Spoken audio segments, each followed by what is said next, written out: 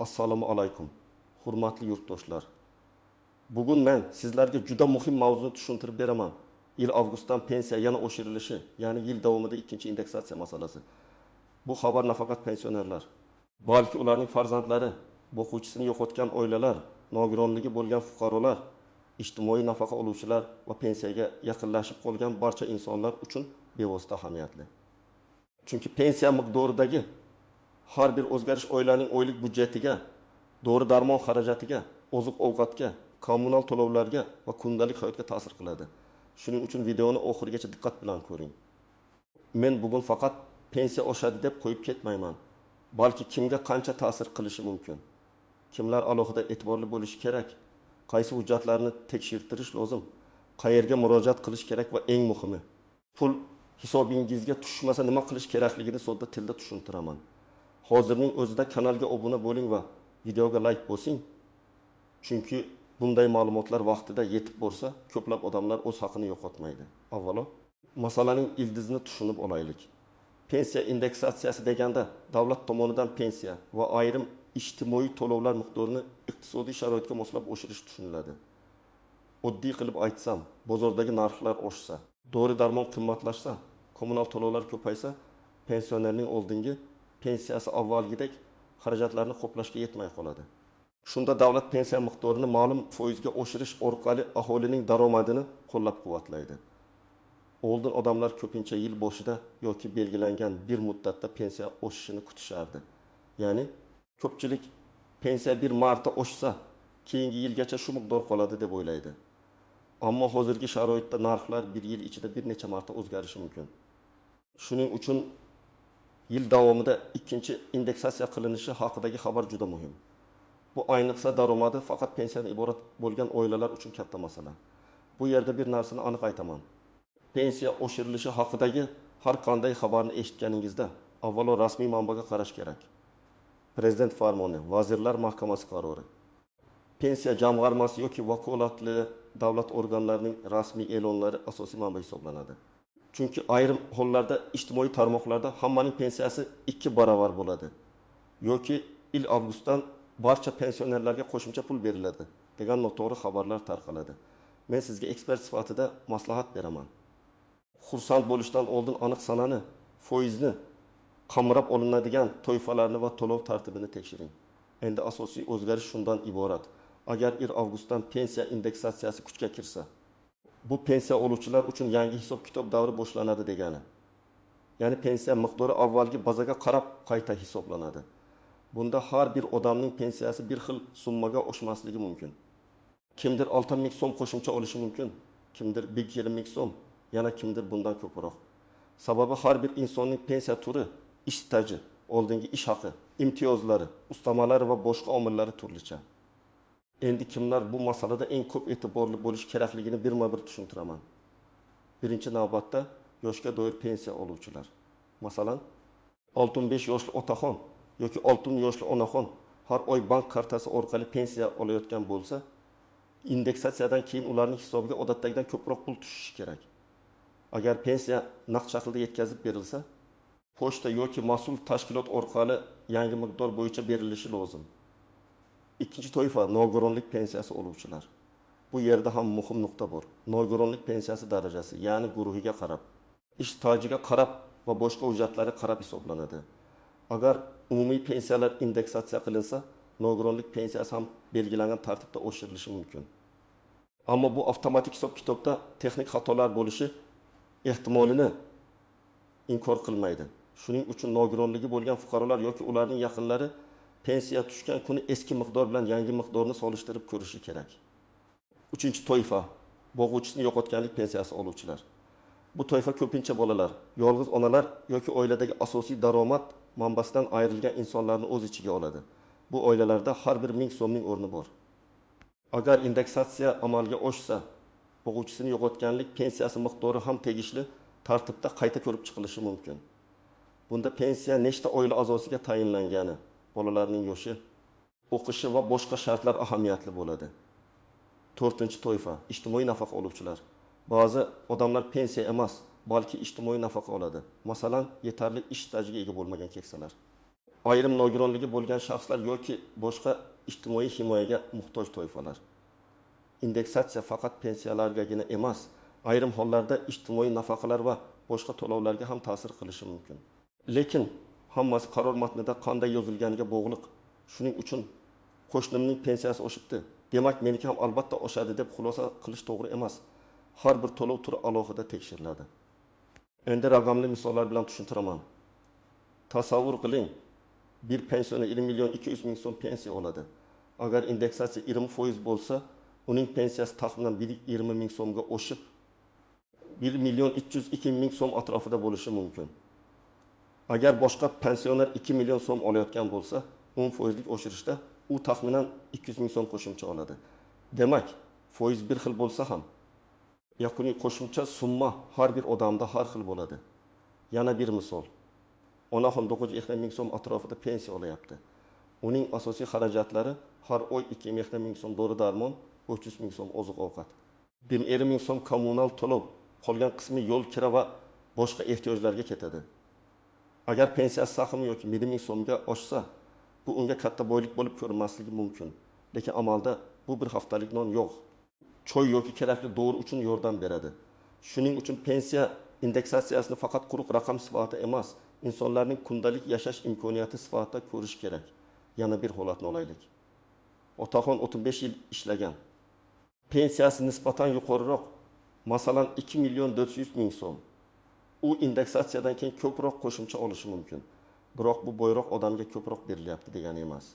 Pensiya tizimi avvaldan to'langan ish haqi, ish staji va sug'urta badallariga bog'liq bo'lganligi sababli asosiy miqdor qancha katta bo'lsa, foizli oshirishdagi qo'shimcha ham shuncha kattaroq chiqadi. Bu indeksatsiyaning matematik mohiyati. Pensiyaga endi chiqmoqchi bo'lganlar ham bu mavzuni jiddiy qabul qilishi kerak. Masalan, kimdir avgust oyida pensiya yoshiga yetadi. U hujjat topshirayotganda pensiya qanday bazada hisoblanishini, indeksatsiya hisobga olinadimi yoki yo'qmi, tayinlash sanasi qaysi kundan boshlanishini aniqlashtirishi lozim. Chunki pensiya tayinlashda ariza berilgan sana yoshga yetgan sana. Ish staji tasdiqlangan hujjatlar va ish haqi ma'lumotlari muhim ahamiyatga ega. Bitta hujjat yetishmasa, pensiya miqdori vaqtincha kamroq chiqishi mumkin. Kimlar xavotir olmasligi mumkin. Agar siz pensiyani muntazam olayotgan bo'lsangiz, hujjatlaringiz to'liq bo'lsa, bank kartangiz to'liq bo'lsa, yashash manzilingiz o'zgarmagan bo'lsa va oldin ham to'lovlarda muammo bo'lmagan bo'lsa, ko'p hollarda oshirilgan pensiya avtomatik tarzda hisoblanadi. Sizdan alohida ariza talab qilinmasligi mumkin. Lekin baribir men hamma pensionerlarga kamida bir marta tekshirishni maslahat beraman. Chunki avtomatik tizim ham inson kiritgan ma'lumotlarga tayanadi. Eski xato yangi hisob kitobda ham davom etishi mumkin. Kimlar albatta tekshirish kerak? Birinchidan, yaqinda familiyasi, pasporti yoki ID kartasi o'zgarganlar. Ikkinchidan, bank kartasi almashtirilganlar. Uchinchidan, boshqa viloyat yoki tumanga ko'chganlar. To'rtinchidan, pensiya miqdori bo'yicha oldin e'tirozi bo'lganlar. Beshinchidan, boquvchisini yo'qotganlik pensiyada bolalarning o'qish holati o'zgargan oilalar. Oltinchidan, nogironlik muddati qayta ko'rikdan o'tishi kerak bo'lgan fuqarolar. Mana shu toifalarda to'lov kechikishi, noto'g'ri hisoblanishi yoki hujjat talab qilinishi ehtimoli ko'proq. Endi ko'pchilik e'tibor bermaydigan istisnolar va nozik jihatlarga o'tamiz. Birinchi nozik jihat. Pensiya oshirilgan sana bilan pul tushadigan sana bir xil bo'lmasligi mumkin. Masalan, indeksatsiya 1 avgustdan kuchga kiradi deyilsa, bu hamma odam 1 avgust kuni ertalab yangi pulni oladi degani emas. Pensiyalar odatda belgilangan grafik asosida to'lanadi. Kimdir oyning boshida oladi, kimdir o'rtasida, kimdir oxirida. Shuning uchun qo'shnimga tushdi, menga tushmadi deb darhol vahima qilish kerak emas. Avvalo o'zingizning to'lov grafikingizni biling. Ikkinchi nozik jihat, ba'zan oshirgan summa keyingi oyda qo'shib berilishi mumkin. Agar texnik hisob kitob yoki qaror ijrosi kechiksa, farq summasi keyinroq to'lab berilishi ehtimoli bor. Masalan, avgust oyida eski miqdorda pensiya tushib, keyin sentabrda avgust uchun farq ham qo'shib berilishi mumkin. Bunday vaziyatda eng to'g'ri yo'l og'zaki gaplarga ishonmasdan pensiya jamg'armasi bo'limidan yozma yoki rasmiy izoh olishdir. Uchinchi nozik jihat, hamma ustamalar bir xil tartibda oshmasligi mumkin. Pensiya tarkibida asosiy pensiya, ustama, kompensatsiya yoki boshqa qo'shimcha to'lovlar bo'lishi mumkin. Indeksatsiya qaysi qismga qo'llanishi qarorida aniq ko'rsatiladi. Ba'zida faqat bazaviy miqdor oshadi. Ba'zida esa tegishli nafaqa va kompensatsiyalar ham qayta hisoblanadi. Shu sababli eski pensiya summasiga shunchaki foiz qo'shib, men shuncha olishim kerak edi deb qat'iy xulosa qilishdan oldin tarkibiy hisobni ko'rish kerak. 4-nozik jihat. Qarzdorlik yoki ushlab qolishlar. Ayrim pensionerlarda aliment, kredit, sud qarori yoki boshqa majburiy ushlab qolishlar bo'lishi mumkin. Pensiya oshsa ham qo'lga tegadigan summa kutilgandek ko'rinmasligi mumkin. Chunki ma'lum qismi qonuniy asosda ushlab qolinadi. Masalan, pensiya 1,20 ming so'mga oshdi, lekin odamning kredit bo'yicha avtomatik yechimi bor. Natijada kartaga tushgan so'm summa kamroq seziladi. Bunday holatda avvalo bank ko'chirmasini tekshirish kerak. 5-nozik jihat. Bank kartasi muammolari. Pensiya oshirilgan bo'lsa ham karta bloklangan, muddati tugagan, bank rekvizitlari noto'g'ri yoki karta egasining shaxsiy ma'lumotlari yangilanmagan bo'lsa, pul tushishida muammo bo'lishi mumkin. Ayniqsa, yoshi katta insonlar kartaning amal qilish muddatiga e'tibor bermay qolishadi. Kartaning o'l tomonida oy va yil yozilgan bo'ladi. Agar muddati tugagan bo'lsa, bankka borib yangisini olish kerak. Bu masala pensiya hisob-kitobidan alohida. Lekin pulni olishga bevosita ta'sir qiladi. 6-nozik jihat. Yashash joyi o'zgarganda pensiya ishini ko'chirish. Bir tumandan boshqa tumanga yoki bir viloyatdan boshqa viloyatga ko'chgan pensionerlar ba'zida pensiya hujjatlari eski joyda qolib ketishi sababli to'lovda kechikishlarga duch keladi. Agar siz yaqinda ko'chgan bo'lsangiz, yangi yashash manzilingiz bo'yicha pensiya bo'limiga borib, pensiya ishingiz to'g'ri o'tkazilganini aniqlashtiring. Aks holda indeksatsiya qilingan pensiya ham vaqtida tushmasligi mumkin. 7-nozik jihat. Pensiya miqdori haqidagi og'zaki tushuntirish yetarli emas. Ba'zida odam bo'limga boradi, xodim hammasi to'g'ri deydi, lekin fuqaro baribir tushunmaydi. Men bunday vaziyatda pensiya hisob-kitob bo'yicha ma'lumotnoma so'rashni maslahat beraman. Siz o'z pensiyangiz qanday asosda, qaysi ish staji bilan, qaysi ish haqi ma'lumotlari asosida va qaysi ustamalar bilan hisoblanganini bilishga haqlisiz. Agar xato bo'lsa, uni faqat umumiy gap bilan emas, hujjat bilan isbotlash mumkin. 8-nozik jihat. Ijtimoiy tarmoqlardagi soxta maslahatlar. Falon ariza yozsangiz, pensiyangiz 2 barobar bo'ladi. Falon odam orqali hujjat topshirsangiz, qo'shimcha pul chiqadi degan gaplarga ehtiyot bo'ling. Pensiya faqat qonuniy hujjatlar asosida tayinlanadi va qayta hisoblanadi. Kimdir sizdan pul so'rab, pensiyani oshirib berishni va'da qilsa, bu juda xavfli. Davlat xizmatlari va pensiya jamg'armasi orqali qonuniy yo'l bilan murojaat qiling. Pul berib ish bitirishga urinish keyinchalik katta muammo keltirib chiqarishi mumkin. Endi eng muhim qismga o'tamiz. Oddiy fuqaro hozir nima qilishi kerak? Birinchi qadam, pensiyangizning hozirgi miqdorini aniq yozib qo'ying. Masalan, iyul oyida qancha oldingiz, kartaga qancha tushdi, naqd olgan bo'lsangiz qancha berildi. Bank ilovasidan yoki bankomatdan ko'chirma oling. Agar naqd olsangiz, to'lov varaqasi yoki qayd yozuvini saqlang. Keyin avgustdagi to'lov bilan solishtirasiz. Shunda oshganmi, oshmaganmi, qancha farq borligini taxmin bilan emas, aniq raqam bilan ko'rasiz.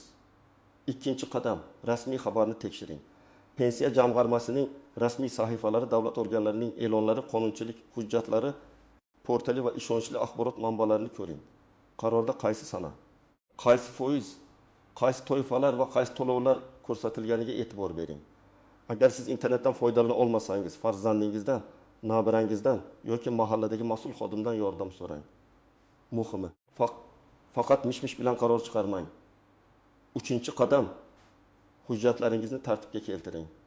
Sizda pasport yoki ID karta, pensiya daftarchasi yoki pensiya tayinlanganini tasdiqlovchi hujjat, bank kartasi ma'lumotlari, mehnat daftarchasi, ish stajini tasdiqlovchi arxiv ma'lumotlari, nogironlik bo'yicha tibbiy mehnat ekspert komissiyasi hujjatlari, boquvchisini yo'qotganlik bo'yicha o'lim guvohnomasi va bolalarning o'qish ma'lumotnomalari bo'lishi mumkin.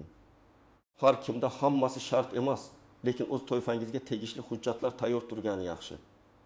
4-qadam, agar pensiya oshmagan bo'lsa, darhol yozma murojaat qiling. Murojaatda shunday mazmunda yozish mumkin: men falonchi. Falon sanadan pensiya olaman. Iyul oyida pensiyam falon so'm edi. Avgust oyida indeksatsiya qo'llanilgani haqidagi xabarga qaramay, menga falon so'm tushdi.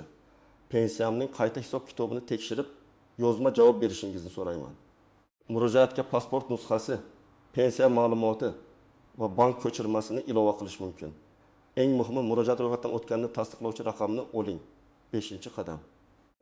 Avvalo tuman yoki shahar pensiya jamg'armasi bo'limiga murojaat qiling. Agar masala hal bo'lmasa, yuqori turuvchi organlarga, davlat xizmatlari markaziga yoki tegishli elektron murojaat tizimlariga yozing. Telefon orqali so'rash mumkin. Lekin murakkab masalada yozma javob muhim. Chunki ertaga nizoli holat bo'lsa, telefon orqali shunday deyishgandi degan gap yetarli dalil bo'lmaydi. Yozma javob esa keyingi bosqichda asos bo'ladi. 6-qadam bankni ham tekshiring. Pensiya jamg'armasi pul o'tkazilgan desa, lekin kartangizda ko'rinmasa bankka murojaat qiling. Bankdan hisob varaq bo'yicha ko'chirma so'rang.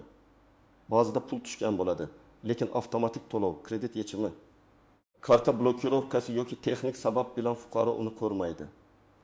Shuning uchun muammoni faqat pensiya bo'limidan qidirmang. Bank tomoni ham muhim. 7-qadam oiladagi yoshi katta insonlarga yordam bering. Ko'plab otaxon, onaxonlar telefon ilovasidan foydalana olmaydi. Rasmiy saytlarni tekshira olmaydi. Murojaat yozishda qiynaladi. Farzandlar va nabiralar bunday paytda yonida bo'lishi kerak. Pensiya oilaning umumiy daromadiga ta'sir qiladi. Bir pensionerning 100 ming so'm haqini vaqtida olishi ham oilaviy budjetda seziladi. Shuning uchun bu faqat pensionerning o'zi hal qiladigan masala emas, butun oila e'tibor beradigan masala. 8-qadam. O'z pensiya huquqingizni oldindan tekshirib boring. Ayniqsa pensiyaga chiqishga 1-2 yil qolgan fuqarolar mehnat daftarchasidagi yozuvlarni, arxiv ma'lumotlarini, ish haqi hujjatlarini oldindan tartibga keltirsin. Chunki pensiyaga chiqqan kuni hujjat izlash boshlansa, hisob-kitob kechikadi yoki vaqtincha kam miqdor belgilanadi. Keyin qayta hisoblatish mumkin bo'lsa ham, bu vaqt asab va ortiqcha yurish-turishni talab qiladi. 9-qadam. Tutishgan pulni rejalashtiring. Pensiya oshishi yaxshi xabar, lekin narxlar ham o'zgarib turibdi. Qo'shimcha summani birinchi navbatda eng zarur ehtiyojlarga yo'naltiring. Dori-darmon, oziq-ovqat, kommunal to'lov. Qarzdorlik bo'lsa shuni yopish qish mavsumiga tayyorgarlik. Men ko'p oilalarda shuni ko'raman.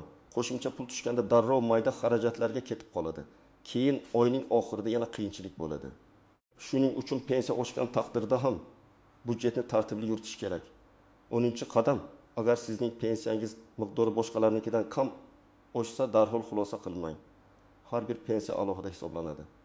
Qo'shningiz 200 ming so'm ko'proq olgani siz ham aynan shuncha olishingiz kerak degani emas. Lekin farq juda shubhali bo'lsa, masalan sizda ham staj katta, hujjatlar to'liq, lekin oshish deyarli sezilmasa, albatta tekshirdiring. Haq talab qilish uchun avvalo aniq raqam va hujjat bo'lishi kerak. Xulosa qilib aytaman, 1 avgustdan pensiya yana oshirilishi va ikkinchi indeksatsiya masalasi juda jiddiy mavzu. Bu xabarni shunchaki quvonchli yangilik sifatida emas, o'z haqingizni to'g'ri olish uchun tekshiriladigan jarayon sifatida qabul qiling. Pensiya oshsa, bu ko'p oilalar uchun to'g'ri, oziq-ovqat, kommunal to'lov va kundalik ehtiyojlarga yengillik beradi. Lekin har bir fuqaro o'z to'lovini, hujjatini, bank kartasini va rasmiy ma'lumotni tekshirishi kerak. Men sizga bugun eng asosiy fikrni aytmoqchiman. Pensiya avtomatik oshishi mumkin, lekin fuqaroning befarqligi xatoni ko'rinmas qilib qo'yadi. Shuning uchun iyuldagi pensiyangizni yozib qo'ying. Avgustdagi tushumni solishtiring. Agar farq bo'lmasa yoki tushunarsiz bo'lsa, pensiya jamg'armasiga yozma murojaat qiling. Og'zaki gap bilan cheklanib qolmang. Hujjat va raqam bilan ishlang. Sizning fikringiz men uchun muhim. Izohlarda yozing. Sizning hududingizda pensiya oshgani sezildimi? To'lov vaqtida tushdimi? Hisob-kitobda muammo bo'ldimi? Bu ma'lumot boshqa tomoshabinlarga ham foyda beradi. Videoga like bosing, kanalga obuna bo'ling va yaqinlaringizga yuboring. Chunki bu mavzu har bir oilaga tegishli. Vaqtida bilgan odam esa o'z haqini vaqtida talab qila oladi.